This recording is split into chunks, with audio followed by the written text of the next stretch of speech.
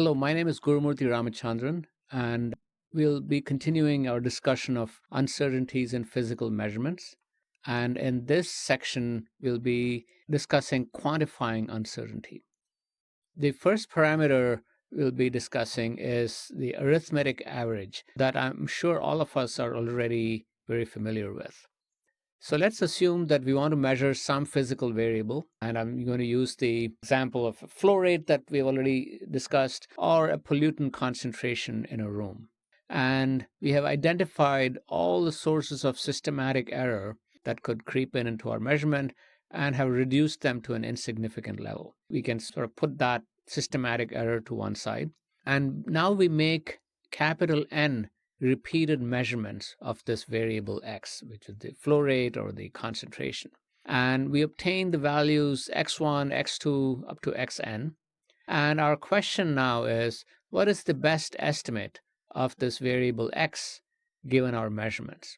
And so for most physical measurements, the answer is the best estimate of x is the arithmetic average of the n observations.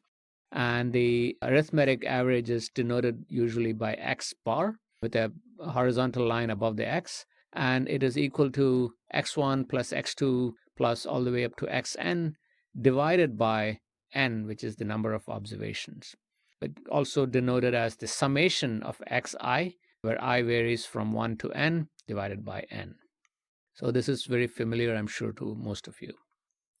And so let's say we make 10 measurements of some gas concentration in a chamber that is at steady state. In other words, the concentration is not changing with time. And so we might obtain these values of concentration in parts per million. And these values turn out to be 21, 20, 23, 22, 22, 18, 20, 19, 20, and 21. And we can then add all of these values and divide by 10, which is the number of measurements, and we get the value of the arithmetic average as 20.6 parts per million. So now we say, okay, that's great. Now we want to find out what is the uncertainty in our estimate. So we found the best estimate. What is our uncertainty? And so the variability, the average variability in the population is given by this parameter known as the standard deviation. And it's denoted by this Greek symbol sigma, and in this case, sigma x, denoting that it's the standard deviation of the parameter x. And it's denoted by this formula on the right-hand side of the equation on the top, which is you take the difference between xi, the individual values of x, minus x bar, which is the arithmetic average, and you square it. You square this difference, and you sum it over I equal to 1 through n. And then you divide it by capital N, and then you take the square root of that. So that is called the standard deviation of this population of measurements. But quite frequently, we are not able to measure the entire population. And so we are taking a small sample. We measure the concentration maybe 10 times, not an infinite number of times, but only 10 times. And so for such small samples, we can calculate a standard deviation, but now it's called the sample standard deviation as opposed to the population standard deviation. So here we go through the same kind of process. You find the difference of each measurement xi from the arithmetic average, x bar. You square it, then you sum it, but now you divide it by n minus 1 instead of n, and then you take the square root of it. And so this standard deviation, using this n minus 1 in the denominator instead of n, is a little bit larger than the one calculated for sigma x. So the sample standard deviation is a little bit larger than if you just divide by n, the formula used for population standard deviation. We do this so that because there is a tendency of, if we just have a sample of 10 or some small sample, then using that top formula is actually going to underestimate the uncertainty. And instead of dividing by n, if we divide by n minus 1, we correct for this underestimation. So in our set of 10 numbers, we found out that the arithmetic average was 20.6. So we now find the difference of each measurement from 20.6. So 21 minus 20.6 squared plus 20 minus 20.6 square all the way down. And you divide by n minus 1. So n is 10 in this case, so 10 minus 1. And then you take the square root of this whole thing. And you get a sample standard deviation of 1.505. We now know how to calculate the arithmetic average and the sample standard deviation. And so the sample standard deviation is a measurement of the uncertainty around our estimate. So the mean and standard deviation are very commonly used as descriptors of a population. The mean is describing the central tendency, standard deviation describing the dispersion in the population. But there's a limitation in the way the standard deviation is expressed because it does not provide information on how the uncertainty is distributed around the mean. So we found out that the standard deviation was 1.505, but it's not clear, is it sort of closely packed around the mean value or sort of more widely spread around the mean value? So to try to address that criticism or that limitation, we use histograms. So let's start again and look at the arithmetic average calculation. And so in our set of 10 values, we find that the number 18 appears only once. Number 19 appears only once, but the number 20 appears 3 times. The number 21 appears 2 times. The number 22 appears 2 times, and 23 appears only once. And so we can use the frequency of occurrence of each value and use this formula to calculate the arithmetic average in this form shown here. So on the denominator, we still have 10, n, but on the numerator, instead of adding all the values, we say, okay, we are going to take each value and multiply it by the number of times it occurs. Of course, we'll end up with the same value, but now this is a different way of viewing the data. So x bar is now the summation of each value xk times the number of times xk appears, which is denoted by nk. And this is summed over each of these values k divided by n. So instead of summing over all the measurements, we sum over all the different values obtained, multiplying each value by the number of times it occurs.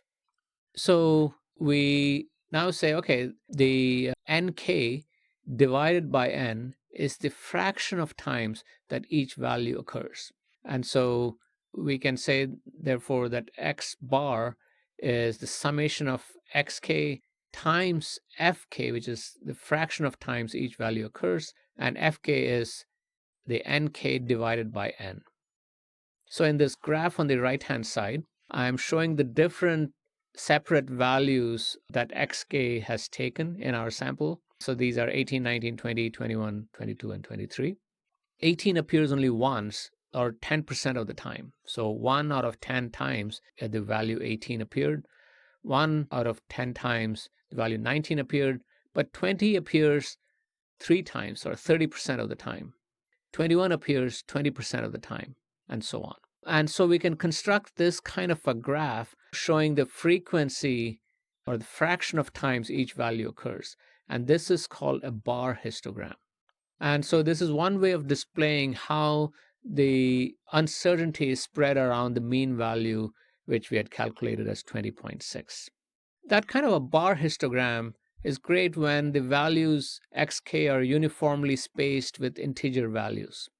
But most times in nature, you never get integer values. So most physical measurements have a continuous range of values. And so instead of the values used in the example above, where it's 18, 19, 20, and so on, whole numbers, we are more likely to obtain 10 values such as 21.4, 20.2, and so on.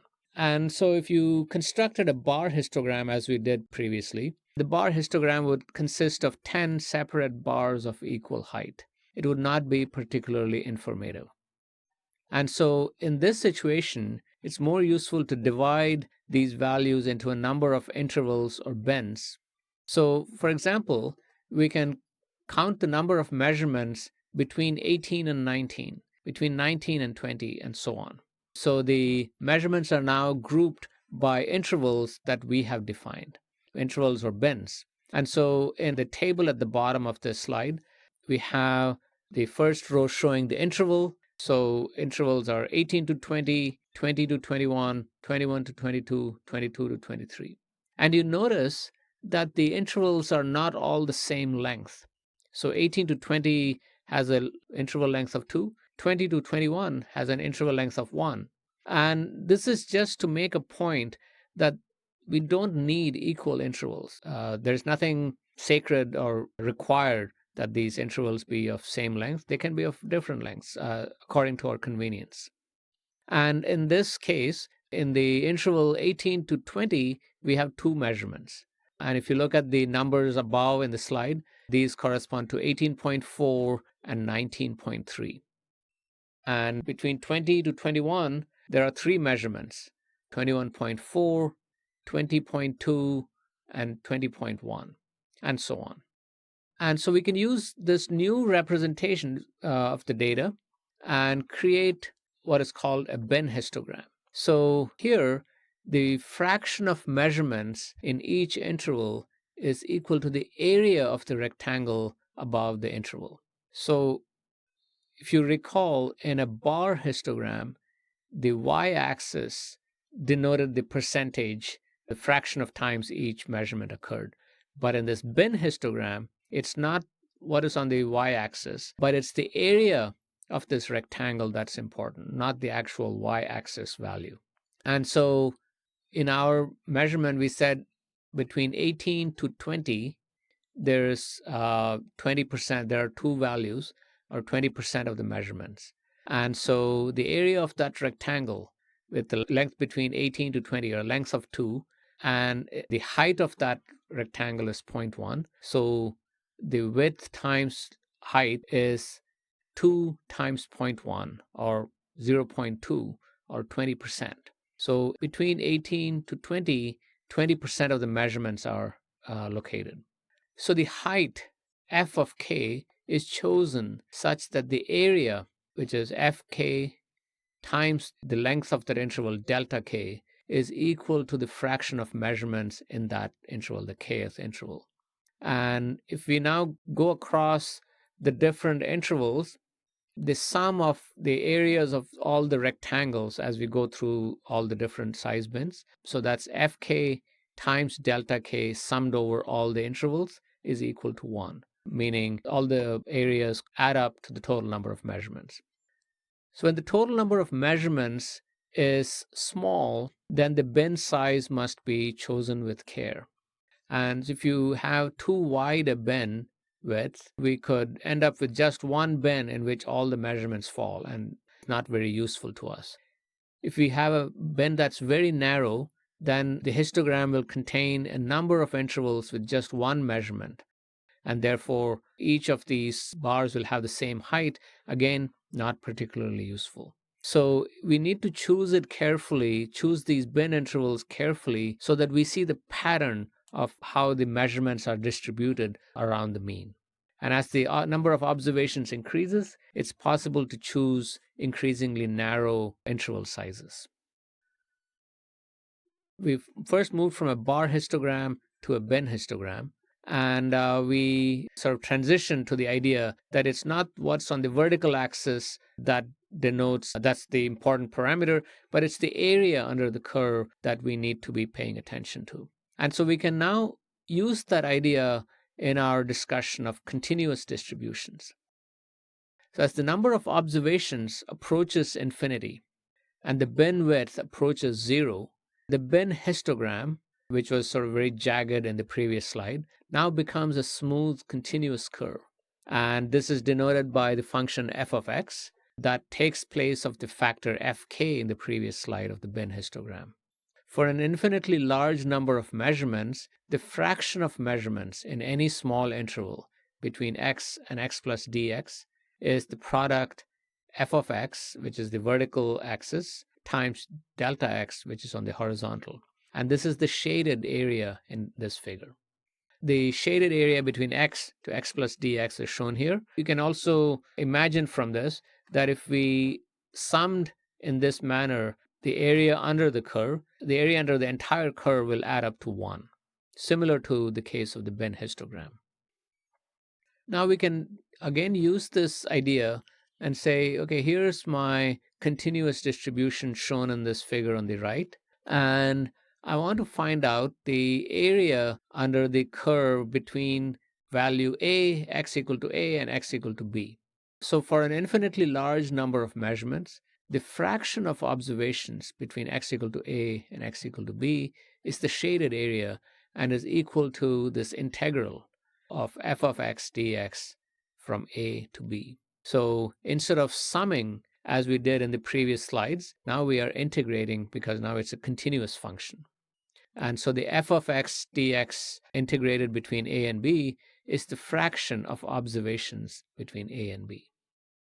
In other words, f of x dx is the probability that a single measurement of x will lie between x and x plus dx. And the vertical axis, f of x, is called the probability density function. It's not the probability. The probability is the area, so its probability is f of x times dx, but f of x by itself is called the probability density function. Likewise, the definite integral f of x dx integrated between a and b yields the probability that a single measurement lies between the values of a and b. And as I mentioned before, f of x is defined such that the area under the whole curve between minus infinity to plus infinity is 1. So the area under the curve is 1. In other words, the probability of a measurement that is between minus infinity and plus infinity is 1. Of course, we realize that in most situations in real life, the measurements don't range between minus infinity and plus infinity, but rather between finite values. If the measurement is very precise, then all the observations will cluster around the true value. And for the limiting case, when there are infinitely many measurements, the probability density function has a narrow spread. But if the measurement is very imprecise, then the observations will be widely spread. And for the limiting case, the probability density function will be very broad. So the graph I showed you in the previous slide, it'll be much more narrower or much more broad. And the calculation of the mean and standard deviation is very analogous to what we have encountered before. So for a continuous function f, the arithmetic mean is essentially x times f of x times dx, integrated between minus to plus infinity. And the standard deviation is also calculated as x minus x bar. So how each value of x varies or differs from x bar squared times f of x dx, and you take the square root of that. So these formulas, you'll see, they look very, very similar to the cases we have done in the past where we had a finite number of measurements. But this is the analogous relationship when we have an infinite number of measurements or a continuous distribution.